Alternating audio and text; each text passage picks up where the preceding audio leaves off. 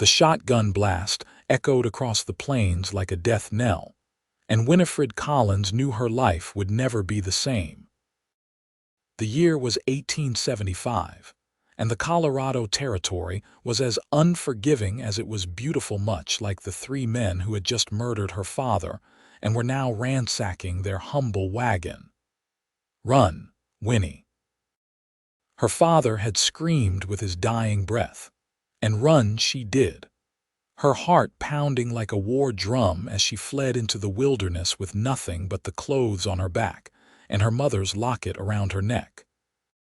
Winifred stumbled through the rugged terrain for 2 days, her once fine dress now torn and mudded, her soft hands blistered and bleeding.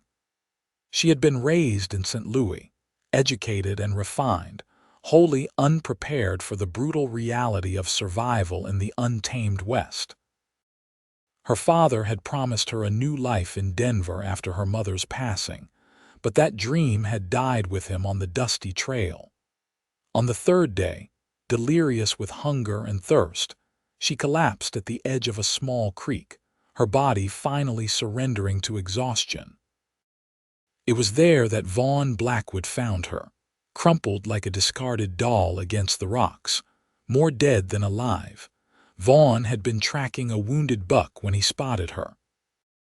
At 32, he'd spent more years on horseback than off, his skin weathered by sun and wind, his eyes sharp as a hawk's.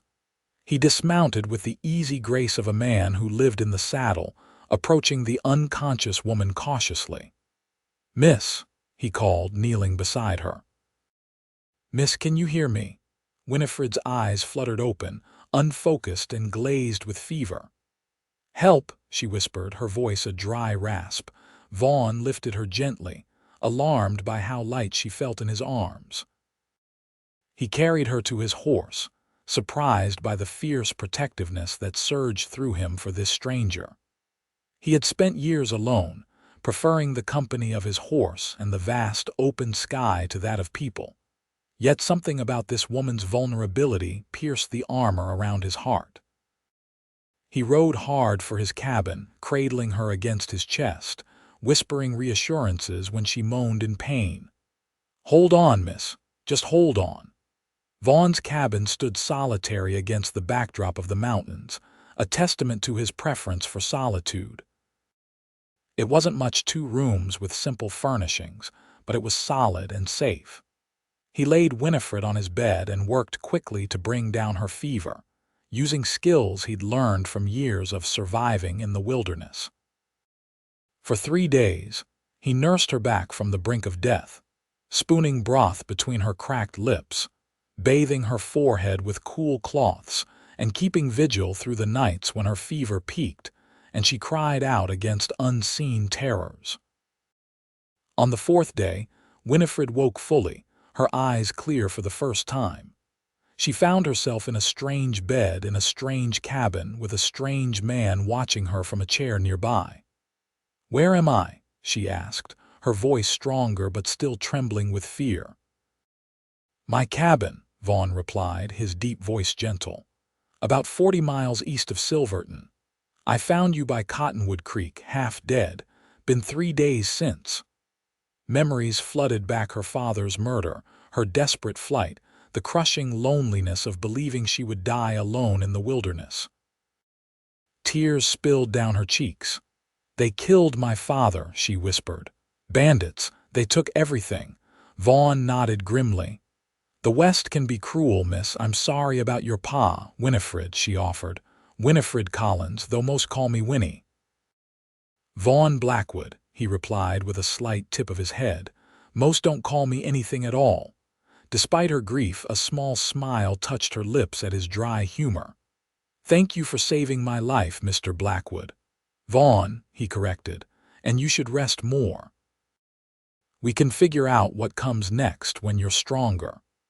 What came next was the question that haunted Winifred as she regained her strength over the following days. She had no family left, no money, no possessions save the locket around her neck. She was educated, but her skills as a teacher would be useless in this remote wilderness. She knew nothing of hunting, farming, or survival. She was, in every sense, a burden. As soon as she could walk without assistance, she approached Vaughn as he chopped wood outside the cabin. "I need to get to the nearest town," she announced, squinting against the bright sunlight. "I can't impose on your kindness any longer." Vaughn paused, resting his axe against the chopping block. "And what will you do in town, Miss Collins?" Winifred lifted her chin. "Find work. I can teach, or perhaps work as a shopkeeper's assistant. Nearest town with a school is Durango, almost 80 miles from here," he said, wiping sweat from his brow. "And winter's coming. Mountains will be impassable in a few weeks." Her face fell. "Then I'll find work here. Surely there must be some settlement nearby where I could." "There's nothing nearby but wilderness and a few scattered mining camps," Vaughn interrupted. "No place for a woman alone." "I can't stay here," Winifred insisted, her voice rising with desperation. "I'm a burden to you, and I won't—" "You're not going anywhere until spring," Vaughn said firmly. "You'd never make it to Durango alive. After that, we'll see." His tone brooked no argument, but Winifred wasn't accustomed to being commanded. "Mr. Blackwood, I appreciate your concern, but I won't be a charity case. I need to make my own way." Vaughn studied her for a long moment, taking in her determined expression despite the pallor that still clung to her features. "You want to earn your keep. Fine. Can you cook?" "Yes," she answered, though cooking in her experience had meant directing servants in her St. Louis home. "Can you sew?" "Of course." That at least was true. "Good. I hunt and chop wood. You cook and keep house. Come spring, if you still want to leave, I'll take you to Durango myself." It wasn't perfect, but it was a compromise Winifred could accept with her dignity intact. "Very well, Mr. Blackwood. We have an arrangement." That night, Vaughn slept on a bedroll near the fireplace while Winifred took his bed, an arrangement he insisted upon despite her protests. As she drifted off to sleep, she heard him murmuring to his dog, a loyal hound named Rusty who had been suspicious of her presence until Vaughn's acceptance made it clear she was to be protected. "Got ourselves a house guest, Rusty," Vaughn whispered. "God help us both." The following weeks brought a steep learning curve for Winifred. Her first attempts at cooking over the open fireplace resulted in burned stew and undercooked biscuits that Vaughn dutifully ate without complaint. Her hands, once soft and unblemished, became rough from work, and her fine dresses were replaced by practical garments she fashioned from Vaughn's spare shirts and linens. Vaughn proved to be a patient teacher, showing her how to tend the fire, preserve meat, and identify edible plants. He was a man of few words, but those he spoke were thoughtful and often laced with dry humor that gradually drew smiles from Winifred, despite her grief. As October gave way to November, the first snowfall blanketed the mountains, transforming the landscape into a pristine wonderland that took Winifred's breath away. She stood in the doorway of the cabin, wrapped in a blanket, marveling at the beauty. "It's magnificent," she breathed. Vaughn came to stand beside her, his presence warm and solid. "It is, but it can kill you just as quick as it can charm you. Remember that." "You're not much for poetry, are you, Mr. Blackwood?" she teased, growing more comfortable with him. A rare smile curved his lips. "Never had much use for it, and I thought we agreed on Vaughn." "Vaughn," she repeated, liking the way his name felt on her tongue. Their days fell into a rhythm as winter deepened. Vaughn would hunt when the weather allowed, while Winifred tended the cabin and learned to cook more competently. In the evenings, they sat by the fire, sometimes in comfortable silence, sometimes with Winifred reading aloud from one of the few books Vaughn owned.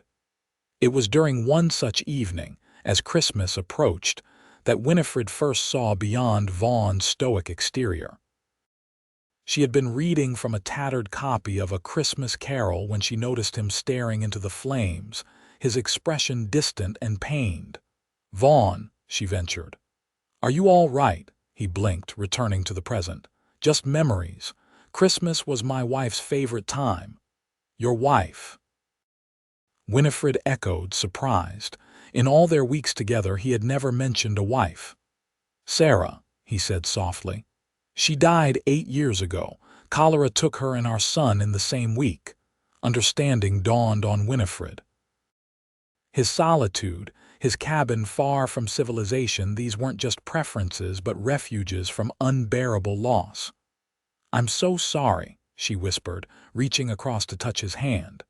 "What was your son's name?" "James," Vaughn replied, his voice rough with emotion. "He was 4. Had Sarah's laugh and my stubborn chin." Winifred's heart ached for him. "Tell me about them, if you want to." To her surprise, he did. As the fire crackled and snow fell silently outside, Vaughn spoke of Sarah's kindness, her love of music, the way she could charm birds from trees. He described James's boundless energy, his curiosity about everything, his delight in simple pleasures. Words flowed from him like a dam breaking, years of stored memories finding release. When he finally fell silent, Winifred's cheeks were wet with tears. "Thank you for sharing them with me," she said. "They sound wonderful." Vaughn nodded, unable to speak. After a moment he stood. "Getting late. Best get some sleep." That night marked a turning point in their relationship. A trust had formed between them, fragile but real. Winifred began to see the man beneath the rugged exterior, a man who had loved deeply, lost terribly, and somehow found the strength to continue. As for Vaughn, he found himself noticing things about Winifred he had tried to ignore. The graceful way she moved, the intelligence in her eyes, the determination that had her trying again and again until she mastered each new skill. He admired her resilience, her ability to adapt to a life so different from the one she had known. But with this growing awareness came unease. He had buried his heart with Sarah and James, had vowed never to risk such pain again. Winifred would leave come spring, she had made that clear, and he would return to his solitude, just as he had planned. Yet as Christmas approached, he found himself riding to a small trading post 20 miles away, trading pelts for items he ordinarily would never consider.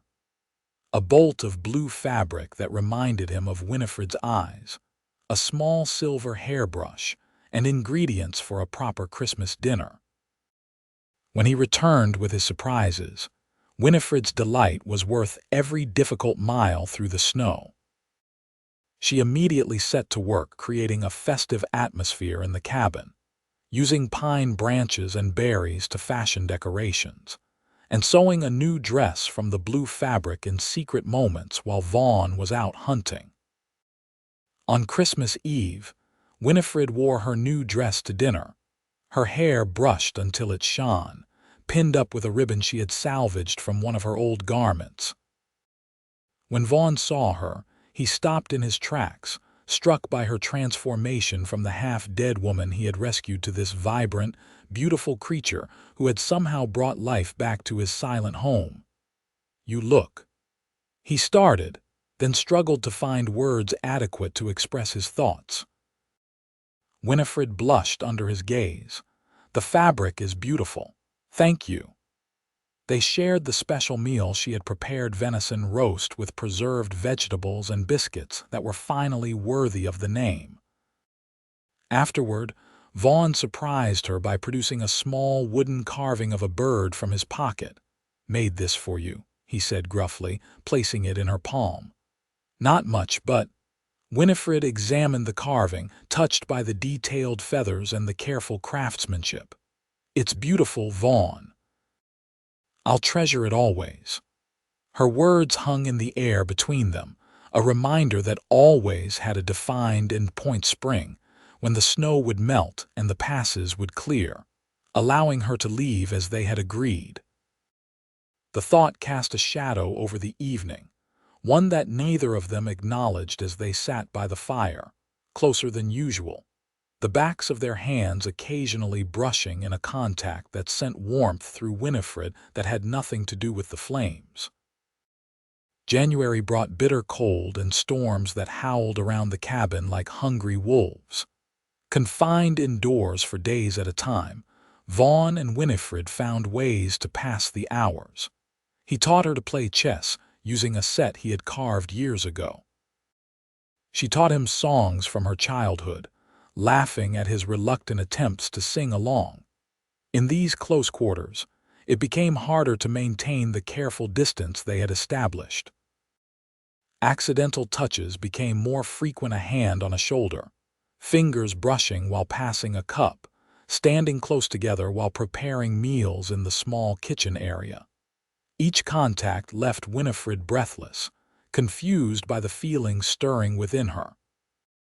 Vaughn was unlike any man she had known in St. Louis, direct, honest, capable in ways that the gentleman of her past could never match. He treated her not as a delicate flower to be sheltered but as a partner, expecting her to contribute and learn, to become strong in her own right. For Vaughn, these new feelings were both welcome and terrifying. He had thought himself incapable of such emotions after Sarah's death, had believed that part of him was as dead as his wife and child. Yet here it was, his heart beating with a life he had not felt in 8 long years, awakened by a woman who would soon walk out of his life. One evening in late January, as a particularly fierce blizzard raged outside, Winifred sat cross-legged on the floor, mending one of Vaughn's shirts. He watched her from his chair, ostensibly cleaning his rifle but actually studying the way the firelight played across her features, how her brow furrowed in concentration, how her lips moved silently as she counted stitches. "Why were you headed to Denver?" he asked suddenly, breaking the companionable silence. Winifred looked up, surprised by the question. "My father had accepted a position as a bank manager there. After my mother died last year, there was nothing keeping us in St. Louis." She set down her sewing. "He thought the West would offer a fresh start for both of us." "You miss city life?" Vaughn asked, genuinely curious. She considered the question. "I miss certain aspects, books, music, conversation, but I've found there's a different kind of beauty here." She gestured to the window, where snow swirled in the darkness. "A rawness that's both frightening and exhilarating. Most city folk can't see beyond the hardship," Vaughn observed. "Perhaps they're not looking properly," Winifred replied with a small smile. "Or perhaps they haven't had a good guide." Their eyes met across the room, and something shifted between them, an acknowledgement of the unspoken connection that had been growing. Vaughn set down his rifle, his hand suddenly unsteady.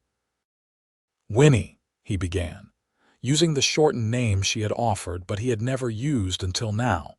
Before he could continue, a violent gust of wind slammed against the cabin, and a sickening crack sounded from above. Vaughn reacted instantly, lunging across the room and pulling Winifred away from her spot, just as a section of the roof gave way under the weight of accumulated snow, sending a cascade of white powder and splintered wood into the cabin. They landed in a tangle of limbs near the fireplace, Vaughn's body shielding Winifred's from the debris. Cold air and snow poured through the new hole in the roof, and Rusty barked frantically from his corner. "Are you hurt?" Vaughn demanded, his face inches from hers, his arms still wrapped protectively around her. Winifred shook her head, acutely aware of his weight pressing her into the rough floorboards, of his breath warm against her cheek. "I'm fine. You saved me again." Neither moved for a long moment, caught in a bubble of time where the rest of the world, the broken roof, the howling wind, the plummeting temperature seemed distant and unimportant. Vaughn's gaze dropped to her lips, and Winifred felt her heart race in anticipation. Then reality intruded as more snow fell through the opening, and Vaughn pulled away. His expression shuddered once more. "Need to fix that before we freeze," he said, rising and helping her to her feet with impersonal efficiency.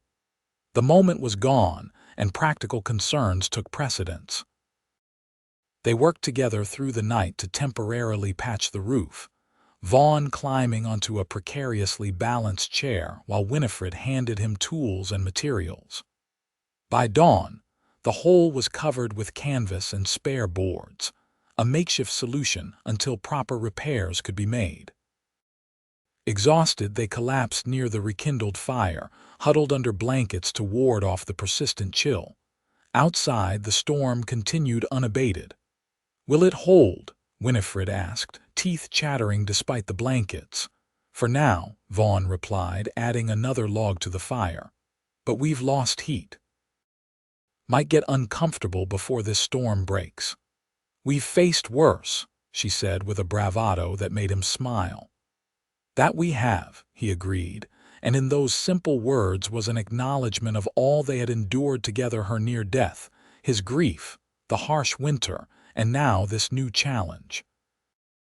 As the day progressed and temperatures inside the cabin continued to drop, they were forced into closer proximity, sharing body heat to survive. That night, they slept side by side on the floor near the fire, Rusty curled at their feet, their backs touching beneath layers of blankets and furs. Winifred lay awake, listening to Vaughn's steady breathing, feeling the solid warmth of him against her back. In that moment, she admitted to herself what she had been denying for weeks. She was falling in love with this quiet, honorable man who had saved her life and then taught her how to live it. The realization should have frightened her. Instead, it filled her with a strange peace, as if a puzzle piece had finally fallen into place. But what of Vaughn? Did he feel anything beyond obligation and perhaps friendship? And even if he did, could a man who had lost so much ever risk his heart again? These questions followed Winifred into uneasy dreams, where she searched endless snowy plains for something precious she had lost, only to wake with tears on her cheeks and Vaughn's concerned face hovering above her. "Bad dream?" he asked, his voice rough with sleep. She nodded, unable to explain that the dream had been about losing him, about watching him fade into the distance while she remained rooted in place, unable to follow. "It's all right," he murmured, hesitantly reaching out to brush a tear from her cheek with his thumb. "Just a dream." But the gentle touch, the tenderness in his eyes, these were real, and they kindled hope in Winifred's heart. The storm lasted 3 more days, forcing them to maintain their intimate sleeping arrangement. By unspoken agreement, they never mentioned the almost kiss or the growing tension between them. During daylight hours, they focused on practical tasks, reinforcing the roof patch, preserving their dwindling firewood, taking inventory of their supplies. When the storm finally broke, revealing a world transformed by fresh snow glittering under brilliant sunshine, they emerged from the cabin like survivors from a shipwreck, blinking in the harsh light, grateful for the simple pleasure of fresh air and open space. Vaughn immediately set to work properly repairing the roof, while Winifred cleaned the cabin of snow and debris. By sunset, a semblance of normalcy had returned, though something had fundamentally changed between them. There was a new awareness, a heightened consciousness of each other's movements, a tendency to find reasons for their hands to touch or their eyes to meet. February brought slightly milder weather and Vaughn's increasing restlessness. He began taking longer hunting trips, sometimes staying away overnight, returning with game but little conversation. Winifred worried that he was withdrawing from her, perhaps regretting the intimacy that had developed during the storm. In truth, Vaughn was fighting a battle with himself. With each passing day, the thought of Winifred leaving became more unbearable, yet he couldn't bring himself to ask her to stay. What did he have to offer a woman like her? A rough cabin in the wilderness, a life of hardship, and a heart still scarred by loss. She deserved the life she had been meant to have in Denver, with comfort and society and opportunities that he could never provide. One evening in late February, as Winifred served a stew made from rabbit Vaughn had caught that morning, she finally broke the silence that had grown between them. "Have I offended you in some way?" she asked directly, setting down her spoon. Vaughn looked up, startled. "No." "Why would you think that? You've barely spoken 10 words to me in days," she pointed out. "You leave at dawn and return at dusk. If you regret bringing me here, or if you're anxious for me to leave, that's not it," he interrupted, pushing his plate away. "Then what is it?" Winifred pressed, her frustration evident. "Because spring will be here soon, and I need to know if I should be preparing to leave earlier than we agreed." The thought of her leaving immediately sent a jolt of panic through Vaughn. "No," he said quickly. "That's not what I want." "Then what do you want, Vaughn?" she asked softly. It was a simple question with a complicated answer. What did he want? He wanted her to stay. He wanted to wake each morning to her smile, to teach her more about this land he loved, to build a life with her. But wanting wasn't having, and he had no right to ask such things of her. "It doesn't matter what I want," he finally replied, rising from the table. "You have plans, a future in Denver or back east. I've just been preparing myself for when you go." Winifred stood as well, moving to block his retreat. "What if my plans have changed? What if I've found something here that matters more than Denver or St. Louis?" Hope flared in Vaughn's chest, but he tamped it down. "You don't know what you're saying. Life here is hard, especially for a woman used to city comforts. Come spring, you'll be eager to leave this cabin and this mountain behind." "Don't tell me what I'll feel," Winifred said, her voice rising with emotion. "I've survived loss and grief. I've learned to hunt and cook and mend. I've endured blizzards and a collapsed roof. I'm stronger than you think, Vaughn Blackwood, and I know my own mind." She stepped closer, her eyes bright with determination. "And right now, my mind is telling me that I don't want to leave, not unless you truly want me gone." Vaughn stared at her, caught between hope and fear, between reaching for happiness and protecting himself from more pain. "Winnie!" A frantic barking from outside interrupted him. Rusty never barked without cause. Vaughn moved swiftly to the window, peering out into the gathering darkness. "Someone's coming," he said, reaching for his rifle.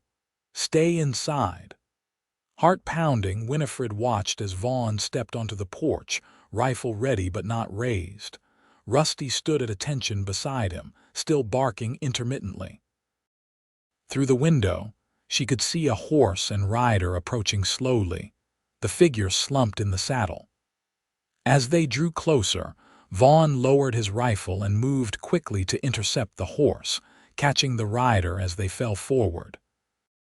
Winifred rushed outside despite Vaughn's instructions, gasping as she saw him supporting a young man, barely more than a boy, whose shirt was stained with blood. "Help me get him inside," Vaughn ordered, and Winifred immediately moved to his side, taking some of the boy's weight as they half carried him into the cabin. They laid him on Vaughn's bed, and Winifred quickly brought a lantern closer to assess the damage. The boy was perhaps 17, with a shock of red hair and freckles across his pale face. A bullet wound in his left shoulder had been roughly bandaged, but blood had soaked through. "Water, clean cloths, and my medicine kit from the top shelf," Vaughn directed, cutting away the boy's shirt with his hunting knife. Winifred worked efficiently, gathering the supplies and returning to find Vaughn examining the wound. "Bullet's still in there," he said grimly. "Going to have to get it out before infection sets in." The boy moaned, his eyes fluttering open. "They shot me," he mumbled. "Ma said find Blackwood, he'd help." "Who's your ma, boy?" Vaughn asked, accepting the supplies from Winifred. "Martha." "Martha Reynolds," the boy gasped before losing consciousness again. Recognition flashed across Vaughn's face. "Martha's boy," he murmured. "Last time I saw him, he was knee-high to a grasshopper." "You know his family?" Winifred asked, preparing cloths for the inevitable blood. Vaughn nodded, pouring whiskey over his hands and a pair of small forceps from his kit. "Martha and her husband Tom have a small ranch about 15 miles west. Good people. Tom saved my life once during a rockslide." His expression hardened. "If someone's shooting at their boy, there's trouble." What followed was a grueling hour as Vaughn worked to extract the bullet while Winifred assisted, holding the lantern steady, wiping away blood, and offering water when Vaughn's hands cramped from the delicate work. Finally, the misshapen lead ball dropped into a bowl with a metallic ping, and Vaughn sat back, exhausted but relieved. "He's young and strong," he said, watching as Winifred expertly bandaged the wound. "Should recover if infection doesn't set in. Who would shoot a boy?" Winifred wondered aloud, brushing sweat-soaked hair from the patient's forehead. "That's what we need to find out," Vaughn replied grimly. "But not tonight. He needs rest, and so do we." They took turns watching over the boy through the night. During Winifred's shift near dawn, he woke fully for the first time, disoriented and in pain.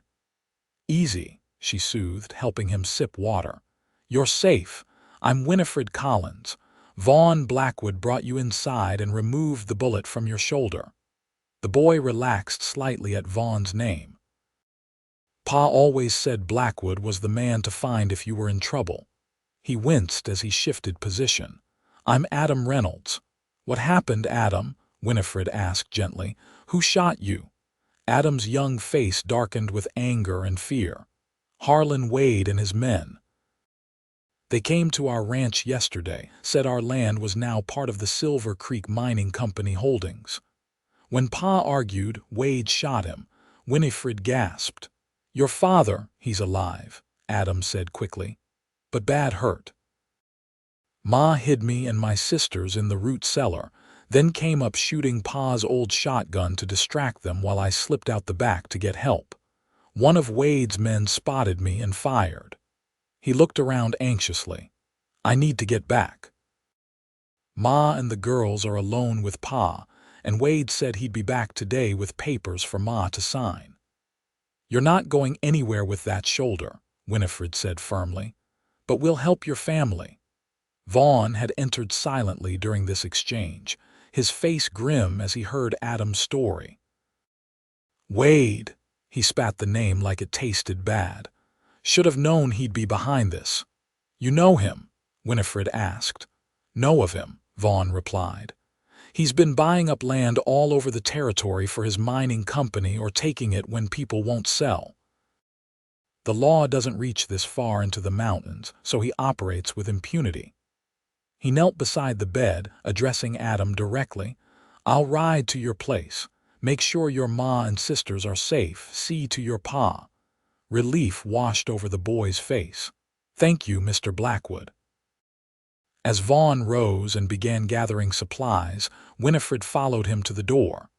"You can't go alone," she said quietly. "It sounds too dangerous." "I'll be fine," he assured her.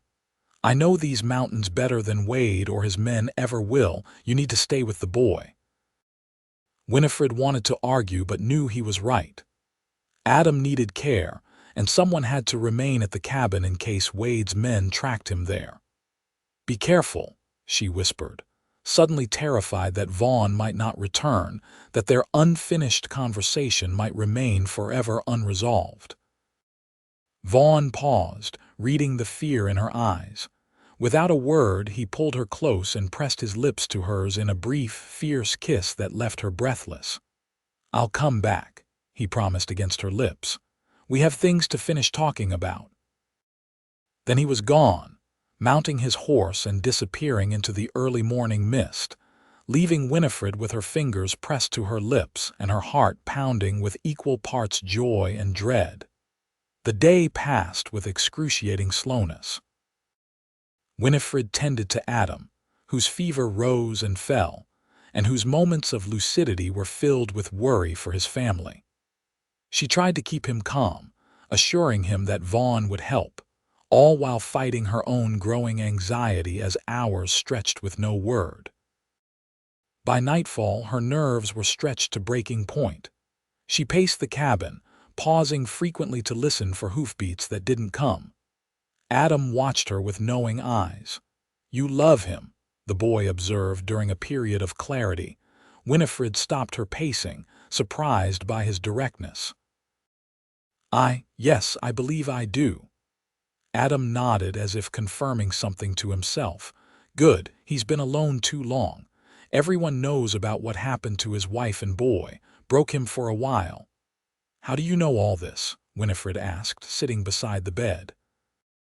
"Small communities out here, even with miles between cabins," Adam explained. "Word travels. And Mr. Blackwood, he's helped a lot of folks over the years, even while keeping to himself. People respect him." This glimpse into how others viewed Vaughn touched Winifred deeply. She had known him only in isolation, had seen only the man he was within the confines of their shared cabin. To hear that his goodness was recognized beyond these walls, that he had a reputation and connections she hadn't been aware of, added new dimensions to her understanding of him. "Rest now," she told Adam gently. "Your fever's climbing again." As midnight approached with still no sign of Vaughn, Winifred made a difficult decision. She couldn't sit and wait any longer. If Vaughn was in trouble, every minute might count. She prepared carefully, dressing in her warmest clothes, packing food and medical supplies, and loading the small pistol Vaughn had taught her to use for emergencies. She left water, food, and medicine within Adam's reach and wrote a note explaining her actions. "I'm going to find Vaughn and help your family," she told the semi-conscious boy. "Rusty will stay with you. If we're not back by tomorrow night, fire the pistol 3 times. The sound carries in these mountains and someone might hear." With a final check on Adam, Winifred stepped out into the cold night. The moon was nearly full, illuminating the snow-covered landscape with an ethereal glow that would make travel possible, if dangerous.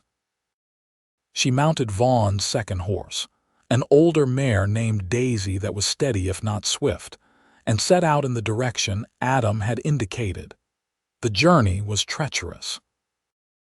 Though Winifred had learned much about the wilderness during her months with Vaughn, navigating alone at night was a different challenge entirely. Twice she nearly lost the trail, and once Daisy stumbled on hidden ice, nearly throwing her, but determination drove her forward. The thought of Vaughn facing danger alone, perhaps injured or worse, was unbearable. And if the Reynolds family needed help, she wouldn't sit idle while they suffered. Dawn was breaking when she finally spotted smoke rising from a small valley ahead. Drawing closer cautiously, she made out a modest ranch house with several outbuildings. A single horse was tethered outside Vaughn's stallion. Relief flooded through her, quickly replaced by new anxiety. If Vaughn's horse was here, where was he? And where were Wade's men? Winifred approached slowly, alert for any movement. As she neared the house, the door opened and a woman stepped out, rifle in hand, aimed directly at Winifred. "State your business," the woman called, her voice steady despite the dark circles under her eyes and the bloodstains on her apron. "My name is Winifred Collins," she replied, raising her hands to show she meant no harm. "I'm a friend of Vaughn Blackwood's. Your son Adam is safe at our cabin." The rifle lowered slightly. "Adam's alive." The hope in the woman's voice was heartbreaking. "Yes, madam, wounded but recovering." Winifred dismounted, approaching cautiously. "Is Vaughn here? I saw his horse." Martha Reynolds, for this must be Adam's mother, nodded, the rifle now pointing at the ground. "Inside with Tom.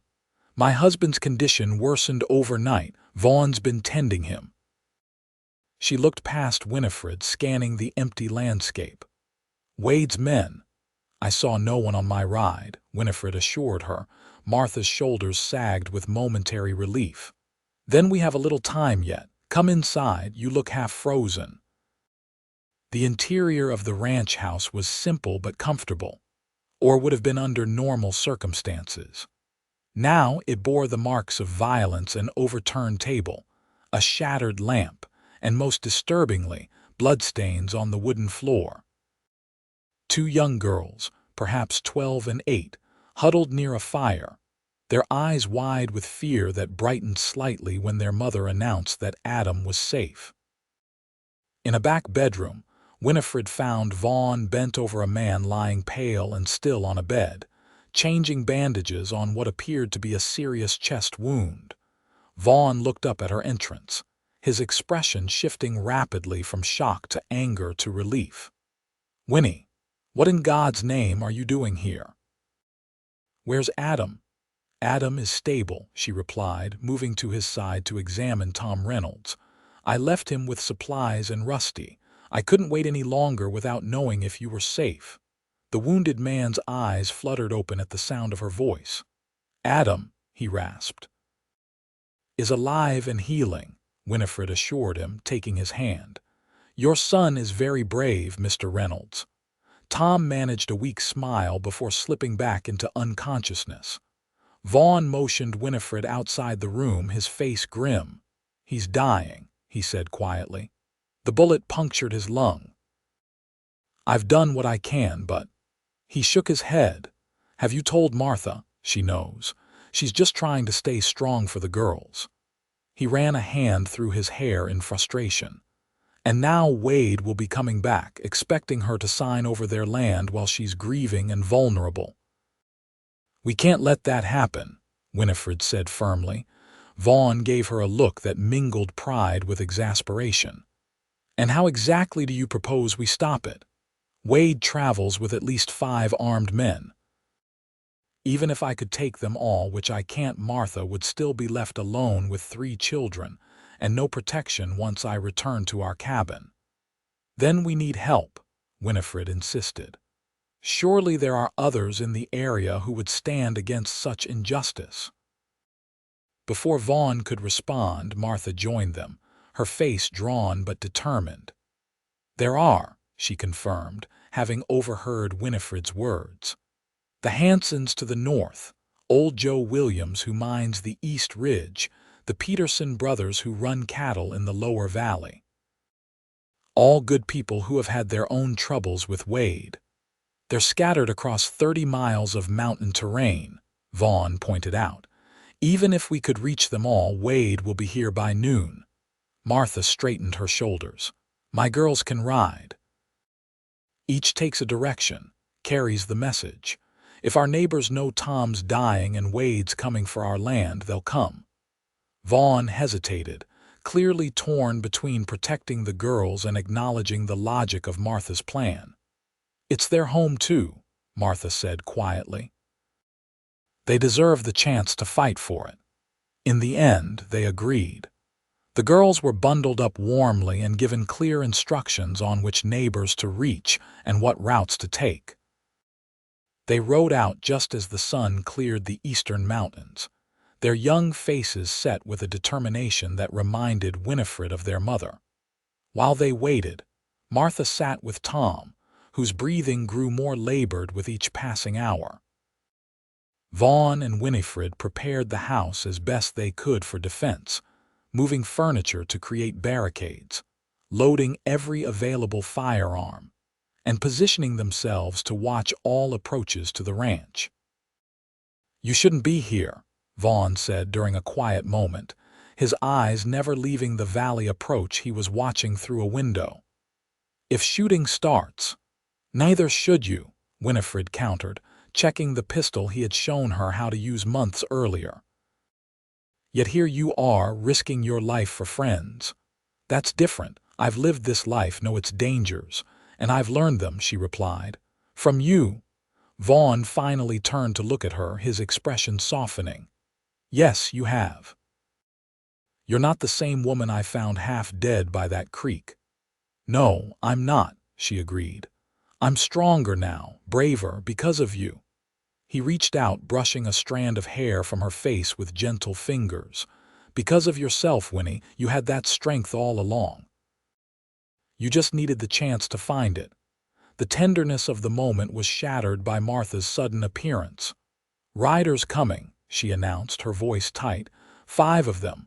Wade's in front."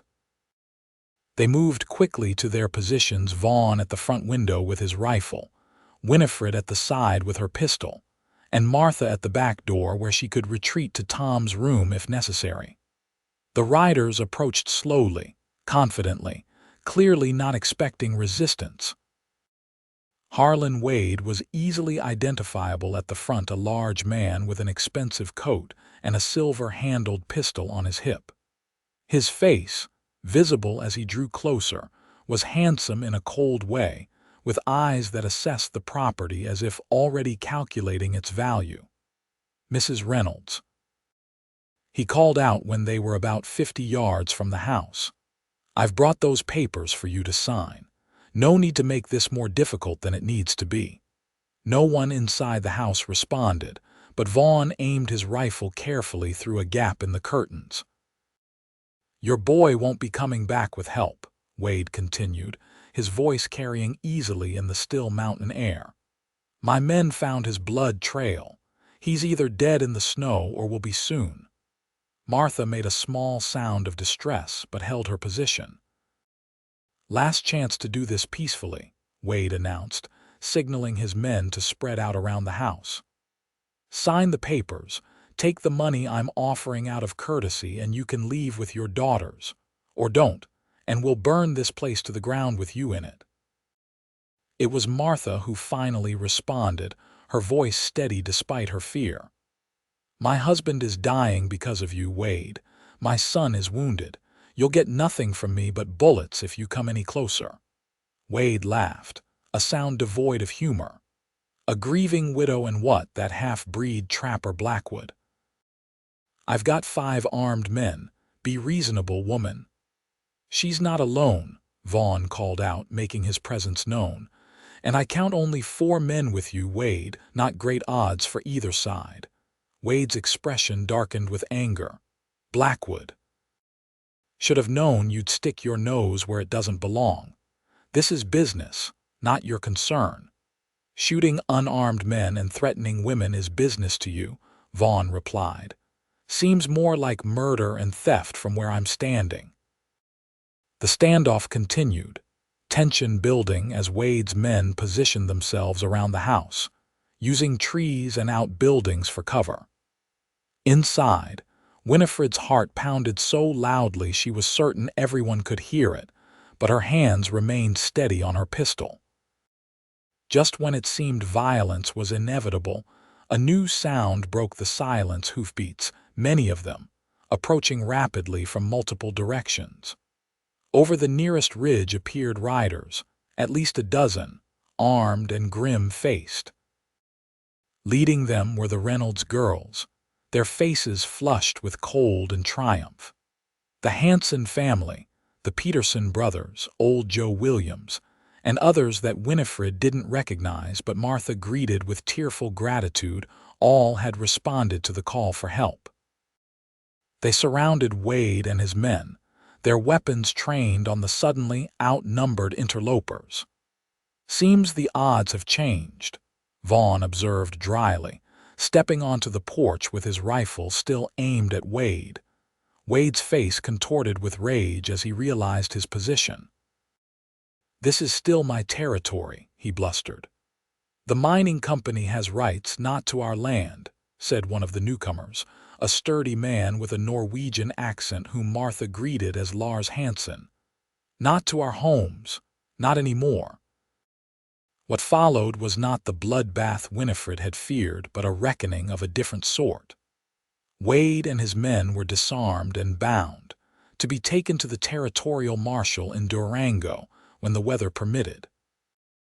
The neighbors spoke of other grievances against Wade, of land seized and threats made, building a case that would ensure he faced justice for more than just the attack on the Reynolds family. As the tension eased and people moved inside to warm themselves and check on Tom, Winifred found herself standing beside Vaughn in a quiet corner of the yard. "You're amazing," he said softly, his eyes reflecting the admiration he felt. "Riding out alone in the night, standing firm against armed men. I've never known anyone like you, Winnie." She smiled up at him, suddenly shy despite everything they had shared. "I was terrified the entire time, but more terrified of losing you." Vaughn took her hands in his expression serious. "When I saw you ride in, my first thought was fear for your safety. My second was that there's no one I'd rather have beside me in trouble." He paused, gathering courage. "And my third was that I never want to be without you again." Winifred's heart soared at his words. "Are you asking me to stay, Vaughn Blackwood?" "I'm asking for more than that," he replied, his voice rough with emotion. "I'm asking if you could love a man who lives far from cities and comforts, a man who thought his heart was dead until you brought it back to life." "I already do love that man," Winifred whispered, tears blurring her vision. "With all my heart." Vaughn pulled her close, his kiss full of promise and passion that had been building between them for months. When they finally parted, breathless and smiling, he rested his forehead against hers. "They called you a burden too heavy," he murmured, repeating words she had used to describe herself during those early days in his cabin. "But I want to carry you for life, Winnie, if you'll have me." "Yes," she replied without hesitation. 1,000 times yes. Their moment of joy was tempered by sadness when, that evening, Tom Reynolds passed away peacefully with Martha holding his hand and his daughters at his side. The neighbors stayed to offer comfort and support, promising to help Martha manage the ranch until Adam recovered and could take his father's place. In the midst of grief, plans were made. Lars Hansen would take Wade and his men to Durango when the passes cleared. Old Joe Williams offered to check on Adam at Vaughn's cabin. The Peterson brothers promised to help with the Reynolds cattle, and Vaughn and Winifred, after ensuring Martha and her children would be cared for, prepared to return to their cabin the following day, their cabin now, not just his. The place where their story had begun would be where their shared life would continue. They rode home through a landscape transformed by spring's first tentative advances. Snow still blanketed the higher elevations, but in sheltered valleys, patches of earth were beginning to show, and the creek ran freely, no longer bound by ice. Adam greeted them with relief and joy, especially when they shared news of his sister's bravery and the community's response to his family's plight. His grief at his father's passing was profound, but tempered by pride in knowing Tom Reynolds had been so well respected that an entire community had rallied to defend his legacy. As March gave way to April, and April to May, the mountains fully awakened from winter's grip. Winifred and Vaughn were married in a simple ceremony at the Reynolds ranch, with Martha, her children, and the neighbors who had become friends in attendance. Adam, recovered enough to stand as Vaughn's best man, beamed with pride despite the sling still supporting his injured arm. For their wedding night, Vaughn surprised Winifred by taking her to a spot he had discovered years earlier, a small, sheltered meadow high on the mountainside, where a natural hot spring created a warm pool surrounded by wildflowers that bloomed nowhere else in the region. "It's breathtaking," Winifred gasped, taking in the vista of mountains stretching to the horizon, painted gold and purple by the setting sun. "I found this place after Sarah and James died," Vaughn admitted, leading her to a small cabin he had built near the spring. "Came here to decide whether to live or die. The beauty of it convinced me to choose life, even if it was a lonely one." He turned to her, his eyes reflecting the last light of day. "Now I bring my wife here to begin our life together." The cabin was simple but lovingly prepared, with fresh linens, candles, and wildflowers arranged in pottery vases.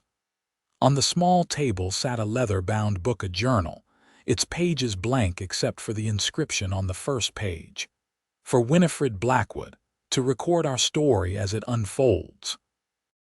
That night, as they lay together beneath soft furs, the stars visible through a small window above their bed, Vaughn traced the contours of Winifred's face with gentle fingers. "I never thought I'd love again," he confessed in the darkness. "Never thought I deserved to." "Why wouldn't you deserve love?" she asked, curling closer to his warmth. "I couldn't protect them, Sarah and James," he said, the old pain evident in his voice. "I was away hunting when the sickness came. By the time I returned, it was too late." Winifred pressed a kiss to his chest just above his heart. "That wasn't your fault, Vaughn. You couldn't have known." "In my head, I know that," he agreed. "But my heart. It took you to heal that, Winnie. You with your strength and your stubbornness and your refusal to be left behind." She smiled against his skin. "I'm still stubborn, and I'm still never going to be left behind." "I wouldn't have it any other way," he murmured, pulling her closer. "My wife, my heart, my home." They remained at the mountain spring for 3 days, returning to their cabin refreshed and ready to begin their life together in earnest. Spring brought new challenges and opportunities, expanding the garden Winifred had started, adding a room to the cabin, helping the Reynolds family with their ranch while Adam continued to recover. Through it all, their bond deepened. Vaughn taught Winifred more about tracking and hunting, while she introduced elements of comfort and beauty to their home that he had long lived without. They argued occasionally, made up passionately, and gradually created a life that balanced his need for wilderness with her appreciation for civilization's finer aspects. When autumn came again, painting the mountains with gold and crimson, Winifred shared news that brought tears to Vaughn's eyes. She was expecting their child. As he held her close, his hand gentle on her still flat stomach, she saw in his face both joy and the shadow of old fears. "This child will have both of us," she assured him, understanding his unspoken worry. "Always." The winter of 1876 was milder than the previous one, for which Winifred was grateful as her body changed with the growing life within her. The cabin, now expanded and improved, was warm and secure. Neighbors visited more frequently Martha and her children, the Hansons, even old Joe Williams with stories that made Vaughn laugh and Winifred blush. News reached them that Harlan Wade had been convicted of multiple crimes and sentenced to prison in Denver. His mining company had been dissolved, its assets used to compensate those he had wronged. Justice, rare in the territories, had prevailed. On a bright May morning in 1877, with wildflowers carpeting the mountainside and birds singing welcome to the day, Winifred gave birth to a daughter they named Sarah Martha Blackwood, honoring both Vaughn's first wife and the strong woman who had become like family to them. As Vaughn held his daughter for the first time, his weathered face softened with wonder. "She's perfect," he whispered, counting tiny fingers and toes. "Like her mother." Winifred, exhausted but radiant, watched the man she loved cradle their child with such tenderness. "She's a new beginning," she said, "for all of us." And she was. Sarah grew into a curious, adventurous child who loved the mountains as much as her father did and books as much as her mother. She had Vaughn's thoughtful nature and Winifred's determination, a combination that served her well as she learned to ride almost as soon as she could walk and to read before most children her age. 2 years later, a son joined their family, James Thomas Blackwood, named for Vaughn's first son and for Tom Reynolds, whose memory remained honored in the valley. With two small children, their lives became busier, but even more fulfilling. The cabin expanded again, this time with a dedicated schoolroom where Winifred taught not only her own children, but also those from neighboring ranches, who traveled to learn from the woman known for her kindness and wisdom. Vaughn continued to hunt and trap, but also turned his skills to guiding occasional parties of scientists or adventurers through the mountains, earning additional income and bringing news and books from the outside world that Winifred treasured. Adam Reynolds grew into a fine young man who managed his family's ranch with skill beyond his years. He often sought Vaughn's advice and brought Winifred news from town when he made the journey to Durango. It was Adam who first suggested that Vaughn's knowledge of the mountains and Winifred's education might be valuable to the growing number of settlers in the region. "People respect you both," he told them during a visit when the children were 7 and 5. "They listen when you speak." The territory's changing, more families coming in, more need for someone to settle disputes, give counsel. Though Vaughn was reluctant at first to take on any formal role, he gradually found himself serving as an unofficial arbitrator in land disputes, and as an advisor on everything from water rights to protection from the occasional outlaw band. Winifred's schoolroom became a gathering place where ideas were exchanged and community bonds strengthened. 10 years after Winifred had stumbled half dead into Vaughn's life, their mountain home had become the heart of a thriving community. The cabin, now a proper house with glass windows and a stone fireplace, stood as a testament to what they had built together. On the anniversary of their wedding, Vaughn took Winifred back to the mountain spring where they had spent their wedding night. Their children stayed with Martha, now a proud grandmother to her daughter's children as well as a beloved Aunt Martha to Sarah and James. The meadow was as beautiful as Winifred remembered, the spring bubbling clear and warm, the wildflowers nodding in the gentle breeze. They sat together on a blanket, watching the sun set behind peaks they now knew as intimately as they knew each other. "You ever regret it?" Vaughn asked, his arm around her shoulders. "Staying here instead of going to Denver or back east, the life you might have had?" Winifred leaned into him, savoring his warmth and the familiar scent of pine and leather that always clung to him. "Never," she answered truthfully. "Not for a single moment." She turned to face him, taking in the silver now threaded through his dark hair, the laugh lines around his eyes that hadn't been there when they met. "You once said I was a burden too heavy," she reminded him with a smile. "And I offered to carry you for life," he finished, drawing her closer. "Best decision I ever made. Even better than building that root cellar last summer," she teased, referring to a project he had been particularly proud of. Vaughn laughed, the sound echoing across the meadow. "Even better than that, though it was a fine cellar." As darkness fell and stars appeared above them, they remained wrapped in each other's arms, content in the knowledge that what they had found together, love, family, community, purpose, was richer and more fulfilling than either could have imagined during those long-ago days when a half-dead woman and a grief-stricken man had reluctantly shared a cabin through a Colorado winter. "I love you, Vaughn Blackwood," Winifred whispered as they lay beneath the same stars that had witnessed the beginning of their journey. "And I love you, Winifred Blackwood," he replied, his voice still carrying the wonder of a man who had been given a second chance at happiness.